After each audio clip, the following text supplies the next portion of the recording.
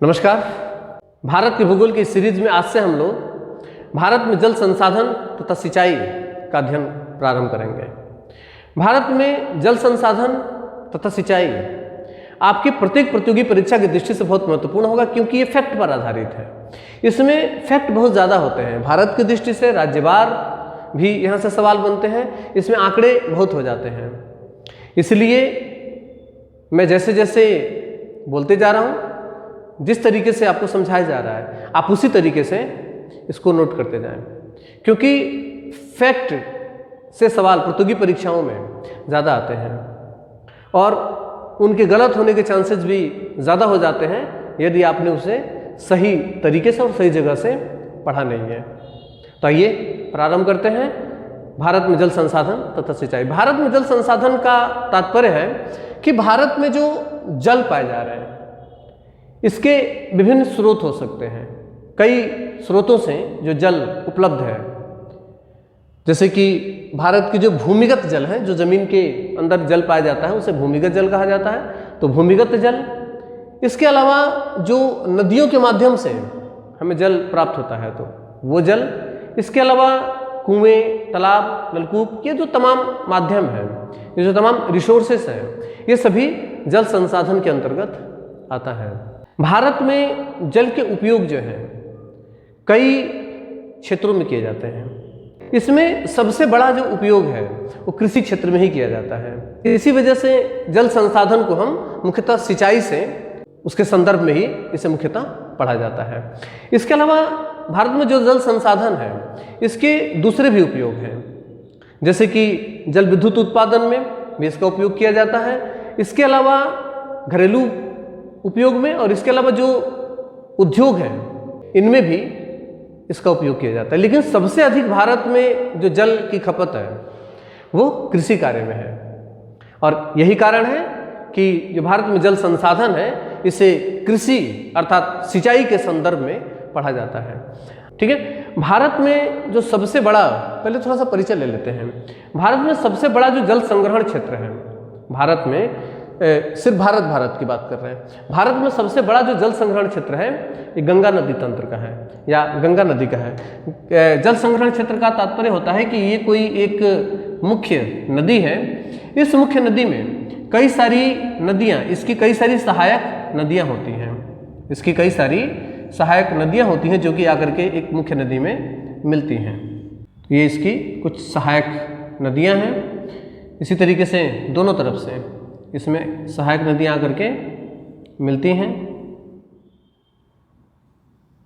और इन सहायक नदियों के भी कुछ सहायक नदियाँ होती हैं छोटी छोटी। इन सहायक नदियों के भी दूर दराज क्षेत्रों से आने वाली कुछ सहायक नदियाँ होती हैं। इस तरीके से इसमें आकर के इन सहायक नदियों में भी आकर के कुछ नदियाँ मिल जाती हैं। इस तरीके से ये जो एक मुख्य नदी है ये एक बहुत बड़े क्षेत्र का जल अपने अंदर समाहित करती है। अर्थात ये जो इसकी सहायक नदी है, सहायक नदी है ये मुख्य नदी की सहायक नदी, और सहायक नदी की भी ये सहायक नदी। तो इस जगह का जो जल है वो भी इस नदी के माध्यम से इस सहायक नदी में, और इस सहायक नदी के माध्यम से इस मुख्य नदी में आ जाएगा। तो इस तरीके से एक बहुत बड़ा क्षेत्र जो है, एक नदी जो है उसके जल को अपने अंदर समाहित करती है। तो इस क्षेत्र को, इस नदी का जल संग्रहण क्षेत्र कहा जाता है। तो इस आधार पर अगर देखा जाए तो भारत में जो गंगा नदी तंत्र है, यहाँ से मुख्यतः गंगा निकल रही है और इस तरीके से गंगा यहाँ पर आके गिरती है। तो गंगा नदी का जो तंत्र है, अर्थात गंगा नदी की जो सहायक नदियाँ, इसकी सहायक नदियाँ भी जल संग्रहण क्षेत्र के अंतर्गत, उस नदी के जल संग्रहण क्षेत्र में उसकी सहायक नदियाँ और इसके साथ साथ उसकी भी जो सहायक नदियाँ, यानी सहायक नदियों की सहायक नदियाँ जो हैं वो भी उसके अंतर्गत आ जाती है। अर्थात एक पूरे क्षेत्रफल का जो जल है जिस नदी में जाकर के मिलता है उसे उस क्षेत्र का जल संग्रहण क्षेत्र कहा जाता है। ठीक है ना। तो इस तरह आधार पर अगर देखा जाए तो भारत की जो सबसे बड़ा जल संग्रहण क्षेत्र है वो कौन सा है? गंगा नदी तंत्र का है, क्योंकि गंगा नदी तंत्र में हम देखेंगे कि हिमालय से भी नदियाँ निकल करके गंगा मिलती हैं, और इसके अलावा जो प्रायद्वीपीय क्षेत्र है, प्रायद्वीपीय क्षेत्र से भी गंगा में नदियाँ मिलती हैं। तो इस वजह से इसका जो क्षेत्र है काफ़ी बड़ा हो जाता है। तो गंगा नदी का जल संग्रहण क्षेत्र भारत में सबसे बड़ा होता है। लेकिन अगर वैश्विक आधार पर देखा जाए तो पूरे विश्व में विश्व का चौथा सबसे बड़ा जल संग्रहण क्षेत्र, विश्व का चौथा सबसे बड़ा जल संग्रहण। प्रत्येक बात आप इसी तरीके से लिखते जाएंगे, प्रत्येक पॉइंट आप इसी तरीके से लिखेंगे क्योंकि प्रत्येक पॉइंट काफी महत्वपूर्ण होगा। तो नेक्स्ट पॉइंट बनेगा कि विश्व का चौथा सबसे बड़ा जल संग्रहण क्षेत्र ब्रह्मपुत्र नदी का है। ब्रह्मपुत्र नदी, जैसे कि आप जानते हैं कि तिब्बत के पठार से, यहाँ मानसरोवर क्षेत्र से यहाँ से निकल करके और तिब्बत के पठार में प्रवाहित होते हुए और ये नदी इस तरह से आकर गंगा में, बांग्लादेश में मिल जाती है। ठीक है ना, तो इसको कहते हैं ब्रह्मपुत्र नदी। ठीक है ना, यह है गंगा और यह है ब्रह्मपुत्र। ब्रह्मपुत्र नदी का जल संग्रहण क्षेत्र विश्व का चौथा सबसे बड़ा जल संग्रहण क्षेत्र है। इसके अलावा दक्षिण भारत का जो सबसे बड़ा जल संग्रहण क्षेत्र है दक्षिण भारत का, वो गोदावरी नदी का है। वह है गोदावरी नदी। दक्षिण भारत का सबसे बड़ा जल संग्रहण क्षेत्र गोदावरी नदी का है। ठीक है, इसके अलावा वार्षिकी वाही जल शब्द है, वार्षिकी लिख लेंगे, वार्षिकी वाही जल। ठीक है ना, वार्षिकी वाही जल का तात्पर्य है, नेक्स्ट पॉइंट में लिखेंगे कि वार्षिकी वाही जल किसी एक नदी के द्वारा एक वर्ष में जो बहा कर लाया गया जल है, एक वर्ष में, अर्थात किसी एक नदी में एक वर्ष में कितना जल प्रवाहित हो रहा है, उसे हम कहते हैं वार्षिकी वाही जल, वार्षिक वाही जल। तो वार्षिक वाही जल के आधार पर भारत की जो सबसे बड़ी नदी है ब्रह्मपुत्र नदी है। वार्षिक वाही जल के आधार पे भारत की सबसे बड़ी नदी ब्रह्मपुत्र और दूसरे नंबर की सबसे बड़ी नदी वार्षिक वाही जल के आधार पे गंगा है। ठीक है, इसके अलावा भारत में जो जल है, ये आप देख पाएंगे नीले रंग का जो रेखाएं हैं, ये प्रायद्वीपीय भारत को दर्शाया गया। ये प्रायद्वीपीय भारत है, ये मुख्यतः आग्नेय चट्टाने हैं।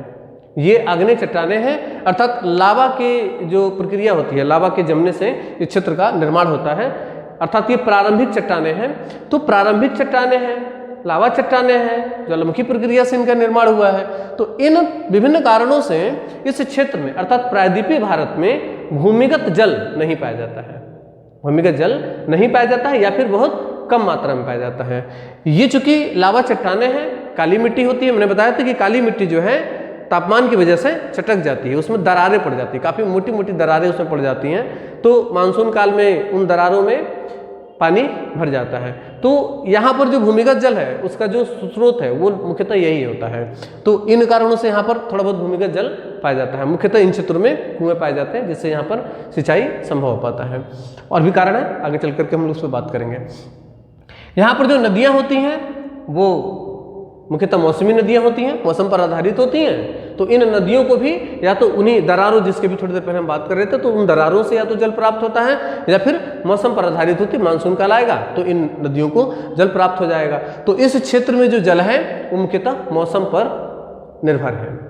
लेकिन ये जो भारत में क्षेत्र है, अर्थात जिसे उत्तर भारत का मैदान कहते हैं, जिसे गंगा का दोआब क्षेत्र कहा जाता है, ठीक है ना, तो उत्तर भारत का मैदान, इसमें जल भूमिगत पाया जाता है। यहाँ पर भूमिगत जल जो है वो पाया जाता है, जिसके मैंने कई कारण बताए थे। एक तो यहाँ पर जो गंगा नदी का दोआब क्षेत्र बनता है, तो ये जो पूरा क्षेत्र है ये जलोद मिट्टी है, ये मिट्टी है जलोद, और जलोद मिट्टी में जल धारण करने की क्षमता अधिक होती है। नदियों के द्वारा काट कर लाई गई काप निक्षेपों से ही इस क्षेत्र का निर्माण हुआ है। तो पहले ये क्षेत्र जो है ये तेथिस सागर का ही बचा हुआ भाग था। पहला वाला वीडियो आप देख लेंगे, बिल्कुल इस भूगोल की पहली क्लास जो थी। तो तेथिस सागर का जो बचा हुआ भाग है उससे इस क्षेत्र का निर्माण होता है। यही कारण है कि इस क्षेत्र में, जैसे कि तेथिस सागर का बचा हुआ भाग था, इसमें पानी था, नदियों के द्वारा इस क्षेत्र को भर दिया गया, ठीक है ना। तो इस तरीके से यहाँ पर ये समतल एक मैदान बना, जिसे उत्तर भारत का मैदान कहा जाता है। अब अगर यदि आप यहाँ पर कोई गड्ढा बनाते हैं, यहाँ पर कोई गड्ढा बनाते हैं इस तरीके से, तो इस क्षेत्र में चूंकि जल, यहाँ पर भी जल था और इसको बाद में भरा गया है, तो यहाँ पर क्या होगा, पानी भरने लग जाएगा, ठीक है ना। तो यही कारण है कि यहाँ पर थोड़ा सा गड्ढा खोदा जाता है, पानी निकल जाता है, ठीक है ना। तो यहाँ पर चूंकि भूमिगत जल काफी अधिक मात्रा में पाया जाता है। इसके अलावा नदियाँ हैं, तमाम नदियाँ, गंगा की जो सहायक नदियाँ हैं वो नदियाँ, और क्योंकि गंगा नदी का क्षेत्र है ये, तो इन नदियों के द्वारा काटकर लाई गई मिट्टी से इस क्षेत्र का निर्माण हुआ, अर्थात जलोद मिट्टी है। जलोद मिट्टी में जल धारण करने की क्षमता अधिक होती है। यही कारण है कि इस क्षेत्र में भूमिगत जल पाया जाता है। ठीक है। पर्वतीय क्षेत्रों में मुख्यतः नदियां और ग्लेशियर, ये दोनों जल के प्रमुख स्रोत बनते हैं। तो ये तो रहा भारत में जल के जो स्रोत हैं उनकी बात। इसके अलावा भारत में जो जल का उपयोग है, भारत में जल का जो उपयोग है, इसको प्रतिशत के आधार पर ये पूछा जाता है, ठीक है ना। आप इसी तरीके से इसको लिख लेंगे।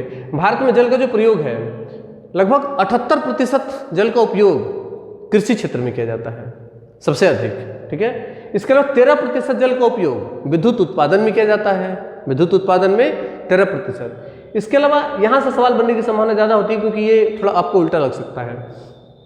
6% जो जल का उपयोग हो रहा है ये घरेलू कार्यों में हो रहा है, ठीक है। और 3% जल का उपयोग जो है वो उद्योग क्षेत्रों में किया जाता है। इस तरीके से भारत में जो जल की स्थिति है, जल संसाधन की जो स्थिति है, आप प्रतिशत में इसी तरीके से इसको लिख लेंगे। भारत में सबसे अधिक नहरों से सिंचित क्षेत्रफल जो बनता है या सिंचित जो क्षेत्र है वो उत्तर प्रदेश में है। भारत में सबसे अधिक नहरों से सिंचाई उत्तर प्रदेश में होती है। प्रत्येक पॉइंट मैंने कहा था फैक्ट पर आधारित होगा, आप जैसे मैं बोलता जा रहा हूँ आप उसी तरीके से उसको नोट करते जाइए, ठीक है ना। भारत में जो भूमिगत जल है, मैंने बताया कहाँ पर पाया जाता है, उत्तर भारत के मैदान में पाया जाता है। उत्तर भारत के मैदान में कहाँ, सतलज, यहाँ से एक नदी इस तरीके से निकल करके और इधर प्रवाहित होती है, तो ये मुख्यतः सतलज का मैदान है, जिसे घग्गर का मैदान कहा जाता है। इसके अलावा गंगा का जो दोआब क्षेत्र है अर्थात गंगा का मैदान, इसके अलावा ये असम घाटी अर्थात ब्रह्मपुत्र का मैदान। इसके अलावा मैंने बताया था कि ये जो क्षेत्र है भारत के जो तटीय क्षेत्र हैं, ये भारत के तटीय क्षेत्र हैं। तो तटीय क्षेत्र भी चूंकि यहाँ सह्याद्री है, इस सह्याद्री से जो नदियाँ निकल करके पूर्व की तरफ आ रही हैं, वो मुख्यतः इस पूर्वी तट का निर्माण कर रही हैं, और सह्याद्री से निकल करके जो अरब सागर में गिर रही हैं वो मुख्यतः पश्चिमी घाट का अर्थात पश्चिमी तट का निर्माण कर रही हैं। तो चूंकि ये भी नदियों के द्वारा निर्मित क्षेत्र होता है, यही कारण है कि यहाँ पर भी जलोढ़ मिट्टी पाई जाती है, और जलोढ़ मिट्टी है तो यहाँ पर भी जल धारण करने की क्षमता इसमें ज़्यादा होगी। अर्थात भूमिगत जल भारत में लिख लेंगे कि भारत में भूमिगत जल मुख्यतः उत्तर भारत का मैदान ब्रैकेट में लिख लेंगे, सतलज से लेकर के ब्रह्मपुत्र तक तथा तटीय भागों में पाया जाता है, ठीक है। भूमिगत जल जो है ये गर्मी में भी जल नदियों को जल देने का कार्य करते हैं, ठीक है ना। आइए समझते हैं किस तरीके से। नदी का जो ढलान होता है वो किस तरीके से है, वो इस तरीके से है, ठीक है ना। नदी अपने तल पर इस तरीके से प्रवाहित हो रही है, ठीक है ना, नदी इस तरीके से प्रवाहित हो रही है। मानसून काल में जब मानसून काल आएगा तो ये जो नदी है ये काफ़ी ऊपर आ जाएगा, इसमें जल काफ़ी ऊपर तक आ जाएगा, यहाँ तक आ जाएगा, ठीक है ना। तो जल जो है यहाँ पर है, और ये जो है भूमि है, तो नदी का जो जल है उसे भूमि सोख लेगी, ठीक है ना। नदी का जो जल है इसे भूमि यहाँ पर सोख लेगी, और जब मानसून काल अर्थात गर्मी जब आएगा तो इसी का जो जल है वो कहाँ पर आ जाएगा, यहाँ नीचे आ जाएगा, ठीक है ना। इसी का जो जल है वो नीचे आ जाएगा। तो जब ये जल यहाँ पर पहुँचेगा तो चूंकि यहाँ पर जल इसने सोख रखा है तो यहाँ से पानी इसमें रिसना शुरू हो जाएगा, क्योंकि नदी हमेशा अपने ढलान पर बहती है, तो यहाँ पर इसको स्थान मिलेगा, और इस तरीके से इस भूमिगत जल जो यहाँ पर भूमिगत जल है, ये भूमिगत जल जो है यहाँ से रिसना शुरू हो जाएगा और इस तरीके से नदी में आकर के मिलेगा। तो ये नदी के किनारे आप गर्मी में देखिएगा, नदी के दोनों किनारे जो उठे हुए होते हैं तो उसमें पूरा दूर तक जहाँ तक जाएंगे जगह जगह से रिसोर्स बने होते हैं, वहाँ से पानी निकल रहा होता है, गर्मी के मौसम में वहाँ से पानी निकल रहा होता है। तो ये भी नदियों के जल का एक स्रोत बनता है, कब, गर्मी के मौसम में। किन क्षेत्रों में, जहाँ पर भूमिगत जल पाया जाता है। ये मुख्यतः इन क्षेत्रों में नहीं होगा, ठीक है ना, जो प्रायद्वीपीय क्षेत्र है इसमें ये चीज़ नहीं होगी। सबसे ज़्यादा ये कहाँ होगा, हमारे जो उत्तर भारत का मैदान है उसमें, अर्थात उत्तर भारत में जहाँ पर भूमिगत जल पाया जा रहा है, ठीक है ना। भूमिगत जल के दोहन के कारण भालुओं जल का दोहन सबसे ज़्यादा कहाँ होता है, जहाँ पर नदियों के द्वारा सिंचाई संभव है, वहाँ तो नदियों के द्वारा हो रहा है, लेकिन उसके अलावा जो भूमिगत जल का हम दोहन कर रहे हैं वो सबसे ज़्यादा उन क्षेत्रों में जहाँ पर नदियाँ दूर हो रही हैं। तो मैंने बताया था कि नदियों का जो दूर का क्षेत्र होता है उसे क्या बोला जाता है, बांगर क्षेत्र कहा जाता है, ठीक है ना। तो बांगर क्षेत्र अक्सर उत्तर प्रदेश का ये वाला क्षेत्र जो है बुंदेलखंड क्षेत्र, उत्तर प्रदेश का बुंदेलखंड क्षेत्र है, ठीक है ना। इसके अलावा हरियाणा, इसके अलावा यहाँ पर ये क्षेत्र है हरियाणा और ये पंजाब, यह है पंजाब और यह है हरियाणा और यह है यूपी का बुंदेलखंड क्षेत्र। तो पंजाब, हरियाणा तथा उत्तर प्रदेश, पंजाब, हरियाणा तथा उत्तर प्रदेश में भूमिगत जल का काफ़ी दोहन हुआ है, भूमिगत जल का काफ़ी दोहन हुआ है। इंजन चला करके वहाँ पर हम पानी को निकाल लेते हैं। मैंने बताया था कि ये पहले दोआब क्षेत्र हुआ करता था, लेकिन बाद में नदियों ये बांगर क्षेत्र में कन्वर्ट होता गया और बांगर क्षेत्र जो है वो उसमें नदी का जो बाढ़ क्षेत्र है वो नहीं प्रवेश कर पाता है, जिसकी वजह से ये क्षेत्र जो है बांगर क्षेत्र में परिवर्तित हो जाता है, रेह या कलर कहा जाता है। तो ये जो क्षेत्र है पंजाब, हरियाणा और उत्तर प्रदेश का मुख्यतः बुंदेलखंड क्षेत्र, यहाँ पर जल सिंचाई नदियों के माध्यम से या नहर के माध्यम से नहीं हो पाने के कारण यहाँ पर भूमिगत जल, चूंकि भूमिगत जल उत्तर भारत के मैदान में है तो भूमिगत जल का यहाँ पर काफ़ी दोहन कर दिया जाता है, निकाल लिया जाता है। तो इसकी वजह से इन क्षेत्रों में जो भूमिगत जल है वो काफ़ी नीचे चला गया है, इसका जल स्तर जो है काफ़ी नीचे चला जाता है। तो यहाँ तो जल स्तर एक तो काफ़ी नीचे जा रहा है, ऊपर से जो सिंचाई हो रहा है तो नीचे से जो लवण है ऊपर आ रहा है और ऊपर बिस्ता चला जाता है। इस वजह से इन क्षेत्रों में जो भूमि है ऊपरी परत जो है वो लंबी हो जाती है। अर्थात पढ़ा होगा उत्तर प्रदेश में सबसे अधिक, भारत में सबसे अधिक क्षारीय मृदा कहाँ पाई जाती है? उत्तर प्रदेश में। उत्तर प्रदेश के कहाँ पे? ये जो बुंदेलखंड का क्षेत्र है यहाँ पर। इसके अलावा पंजाब और हरियाणा में भी क्षारीय मृदा पाई जाती है। क्यों पाई जाती है? क्योंकि भूमिगत जल का हम दोहन कर रहे हैं, ऊपर आकर के ये बिछ जाता है, अर्थात जो लवण भूमिगत जल के साथ ऊपर आ रहा है वो सतह के ऊपर पूरी तरीके से बिछता चला जाता है, जिसकी वजह से यहाँ पर क्षारीय मृदा पाई जाती है। ठीक है ना। एक संस्था है, इसका नाम है संयुक्त राष्ट्र पर्यावरण कार्यक्रम, संयुक्त राष्ट्र पर्यावरण कार्यक्रम। इसने पंजाब और हरियाणा और इसके अलावा उत्तर प्रदेश का जो बुंदेलखंड क्षेत्र है, ठीक है ना, इनको निम्न जल स्तर जहां पर नीचे पाया जाता है उन क्षेत्रों में शामिल किया है। ठीक है ना। इसके अलावा जो मैदानी भाग है, अर्थात ये जो मैदानी भाग है, मैदानी भाग की जो नदियां हैं ये सिंचाई कार्य में सबसे ज़्यादा उपयुक्त होती हैं। मैदानी भाग की नदियों को सिंचाई कार्य के लिए तथा जो प्रायद्वीपीय नदियां हैं, प्रायद्वीपीय नदियां ये जल विद्युत उत्पादन के लिए सबसे अधिक उपयोगी होती हैं। जल विद्युत उत्पादन के लिए सबसे अधिक उपयोगी कहाँ की नदियाँ? प्रायद्वीपीय भारत की नदियाँ। और सिंचाई के लिए सबसे उपयोगी मैदानी भाग की नदियाँ होती हैं, क्योंकि मैदानी भाग की नदियाँ समतल मैदान में प्रवाहित होती हैं तथा विसर्पण करते हुए ये चलती हैं, इस तरीके से लहराती हुई ये चलती हैं और इनसे हम बांध बना करके ही मुख्यतः इनके जल को रोका जा सकता है, वही बहुत ऊपर। लेकिन यहाँ पर प्राकृतिक तौर पर मैंने बताया था कि जो प्रायद्वीपीय भारत है इसका ढलान अक्सर इस तरीके से होता है। ठीक है ना। जो ये ढलान सह्याद्री से पूर्व की ओर है उसका भी और सह्याद्री से जो पश्चिम की ओर हो रहा है उसका भी ढलान किस तरीके से? इस तरीके से। तो नदियाँ इस तरीके से यहाँ से गिरती हैं और यहाँ पर आकर के इस तरीके से गिरेंगी, उसके बाद फिर कुछ दूर समतल मैदान पर चलेंगे और उसके बाद नदियाँ फिर इस तरीके से गिरेंगी।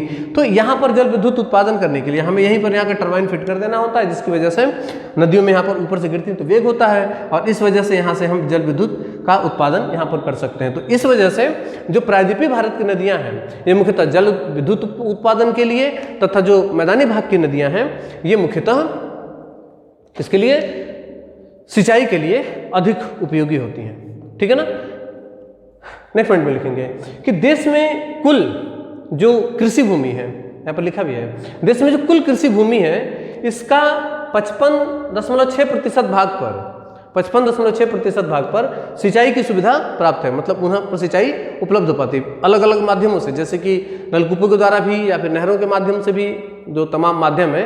अर्थात कुल कृषि भूमि में जो कृषि भूमि है उसका 56.6% ही सिंचाई की सुविधा प्राप्त है। ठीक है ना।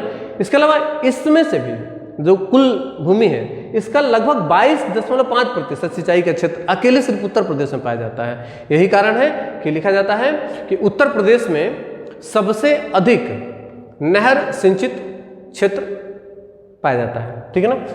इसके बाद अगर हम सिंचित क्षेत्रों की बात करें, भारत में सिंचित क्षेत्रों की बात करें तो उत्तर प्रदेश के बाद आप उसी क्रम में लिख लेंगे, सबसे अधिक सिंचित प्रदेश उत्तर प्रदेश में पाया जाता है। इसके अलावा राजस्थान, जिस क्रम में है इसी क्रम में आप लिखेंगे, ठीक है ना, पहला दूसरा तीसरा इसी तरीके से। तो सबसे पहले उत्तर प्रदेश, उत्तर प्रदेश के बाद राजस्थान, राजस्थान के बाद पंजाब, ठीक है ना, पंजाब के बाद आंध्र प्रदेश, आंध्र प्रदेश के बाद हरियाणा, फिर तमिलनाडु, उसके बाद बिहार, ठीक है ना।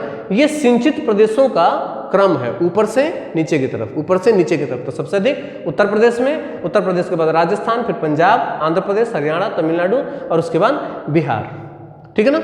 अगर क्षेत्रफल के आधार पर बात करें, भारत में सबसे अधिक क्षेत्रफल पर जो सिंचित भूमि जिस राज्य के पास है क्षेत्रफल के आधार पर, तो कौन सा है? मध्य प्रदेश, लिखा है यहाँ पे, देख लेंगे। क्षेत्रफल की दृष्टि से मध्य प्रदेश सबसे अधिक सिंचित भूमि रखता है क्षेत्रफल की दृष्टि से। लेकिन अगर यही सवाल प्रतिशत के आधार पर आ जाए तो क्या हो जाएगा?